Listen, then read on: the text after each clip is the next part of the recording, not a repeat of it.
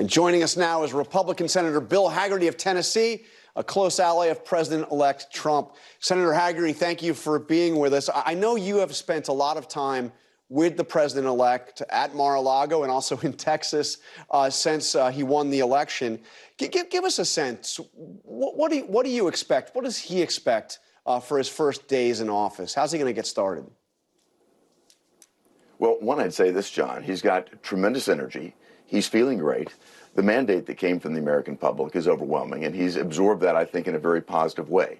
He knows that the American public has voted to see change, radical change in Washington, and I think that's what he's ready to deliver. It's our job in the legislative branch to work alongside with him, arm in arm, and I look forward to doing that. And I've taken note with how quickly he's made his cabinet nominees, White House staff announcements, much quicker than he did 8 years ago. But obviously, even in a Republican-controlled Senate, confirmation can be a bit sticky. What's his expectation? How much of his cabinet does he expect to be in place for the first days of his presidency? He clearly expects to hit the ground running. He wants us to have these hearings done quickly and expeditiously. I've said I'm more than happy to work through the weekends as long as it takes to get this done, to get people ready and prepared to go so that on the 21st of January, the American public can begin to see his team get seated and the action that they hope to see, the change that they hope to see be put in place in terms of strengthening our economy, strengthening our military, basically making America the country that we all hope and believe it can be. All right, so obviously there's some controversy surrounding several of his picks, perhaps most so at this point, Pete Hegseth to be the defense secretary. I think he's actually currently a constituent of yours. But he's faced these allegations of sexual assault dating back to 2017. My understanding is Donald Trump didn't even know about those allegations until after he named him. Is that your understanding? John, all these are, as you said, are allegations. It's amazing how this comes out. Pete is a very talented individual. I talked with him earlier this week. He told me, John, about how many people had written to him and said, look, I was thinking about getting out. You know, we have a huge recruitment problem, a huge retention problem in the military. I was thinking about getting out, but now that you've come to lead us, Pete, I'm going to stay in. That's the type of inspirational leader we need to see. Don't let these allegations distract us. What we need is real significant change. The Pentagon has been more focused on pronouns than they have lethality the past 4 years. We need to get back to business, and I think Pete is just the person to do it. But clearly, I mean, I've heard even from some of your Republican colleagues, you have to examine the allegations. You have to look at what's there. Are you confident that there's nothing else to come about Pete Hegseth? I mean, this was a pick that came together very quickly with very little vetting. Actually, the transition team has been working for months to prepare for this. I'm certain that there was significant vetting that has taken place. It has for every candidate. So I'm not expecting anything to sort of see drop, as you say, or that type of thing. What I expect is to see a thorough hearing take place, to see the Senate do its work. And I expect to see Pete Hegseth confirmed as our next Secretary of Defense. Your colleague, Senator Joni Ernst, Republican of Iowa, of course, member of the Armed Services Committee, has said that she would like to see and a combat veteran herself, she would like to see an FBI background check that would be helpful of Pete Hegseth. As you know, there haven't been FBI background checks for any of these nominees. Do you agree with her, though, that this should happen before we get to confirmation votes? I don't think the American public cares who does the background checks. What the American public cares about is to see the mandate that they voted in delivered upon. We need to get to work. Again, making our military stronger is absolutely critical, and I think we're looking at a chance to do this. If you look at the cabinet that's in place right now, the worst that we've ever seen. Alejandro Mayorkas has got to go down as the worst cabinet secretary in history. If you think about the failures on his watch, the failures of FEMA, if you think about what's happened at our southern border, the invasion that's happened there, the murder of Lake and Riley, the Secret Service failures, we have to get competent people into office. Lloyd Austin overseeing Afghanistan. What a debacle that was. No one has been held to account by the Biden administration. The American public is ready to hold these people to account now and replace them with a new team. So are you saying you don't care about FBI background checks? Should we just do away with them? That you can go ahead and not do this for? It's been standard practice, as you know, for a long time. But you're saying do away with it? Certainly, John. I've been through it myself. I've been through confirmation as well. They need to do these checks expeditiously. The FBI, I think the American public's got great concerns about how weaponized it's become. They need to get on with this. We'll get this done. I understand you've also had some concerns about Hegseth's view on women in combat.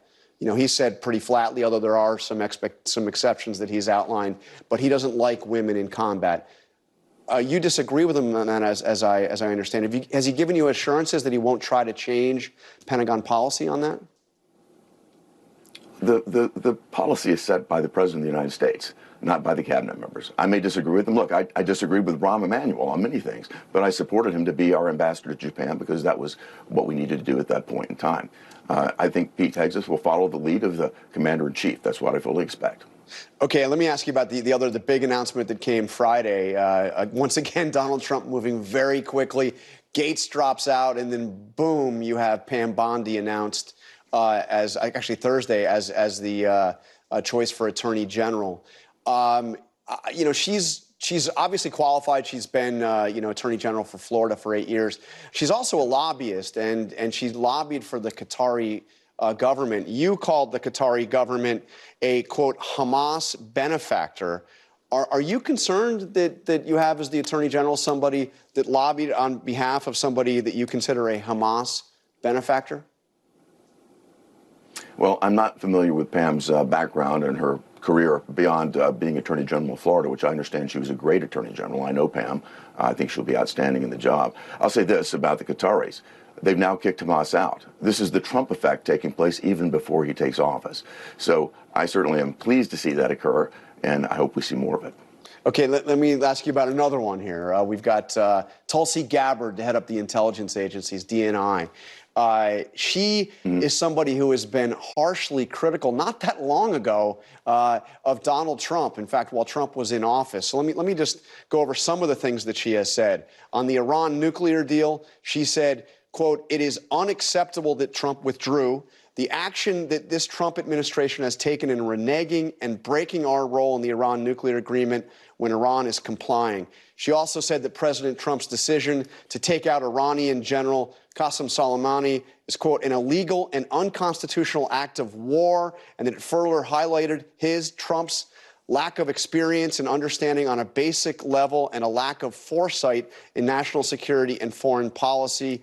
She has also, of course, blamed the United States and NATO for Russia's decision, illegal action to invade Ukraine. What's your feeling on Tulsi Gabbard to head DNI? Well, I certainly don't have to agree with her on every point either, John. Nor does these are some pretty big points, though. Do is bold. Yeah. Well, for example, on the Iran nuclear deal, we found out later Israel proved it. They were not complying. You can have bad information. What I think happens here, though, is there are consequences in President Trump's cabinet. There have been zero consequences in President Biden's cabinet. Again, massive failures on his watch, massive failures by his cabinet members. You look at what Tony Blinken and Lloyd Austin have done on an international scale. They've not been held to account. Again, the debacle in Afghanistan, probably the greatest embarrassment in our lifetimes. No one held to account. President Trump will fire people that don't do their job well. I fully expect everybody coming into the cabinet will listen to President Trump. They'll let him set the policy, and they'll execute according to that plan. And finally, the issue of recess appointments. Trump had suggested and wanted John Thune to agree to it. The idea that if he can't get confirmation on any of these, that he could bypass the Senate and do what's called recess appointments. Is that still on the table? Do you think that's still something that Trump is considering? It is and should be on the table, John. President Reagan's used it. President Clinton used it. George W. Bush used it. This is a constitutionally available tool. What we want to see is Democrats cooperate with us. But if the resistance movement gets as heavy as it was, I've been through the process myself of confirmation. I turned my paperwork in on the 21st of January. I didn't get through the process till July. So we need to see things move in a far more expeditious pattern. We need to see things move quickly. The American public has spoken in that regard, as I said in the beginning. President Trump is ready for action. We need to put a team in place around him, and he needs every tool at his disposal to do that. Recess appointments have certainly been used. Barack Obama named members famously to the National Labor Relations Board in a recess appointment, but never, as I understand it, for positions as important as cabinet secretaries of the largest cabinet agencies. And let me just ask you, just finally, you mentioned if Democrats are obstructing, would he do that or try to do that if he didn't have the Republican votes to get somebody confirmed? Because that's the issue. If he doesn't have the Republican votes, would he try to bypass the Senate and appoint a major cabinet secretary in a recess? Again, John, I haven't spoken with President Trump about the specific plans. What he wants to do is see these appointments made quickly. He wants to see us get through the confirmation process. And again, I think everything should be on the table. And I think if my colleagues understand that, they'll know that they need to step up and move expeditiously to get these cabinet members confirmed. All right, Senator Bill Hagerty, thank you very much for joining us on John. this Sunday. Thank you. Very good to be with you today.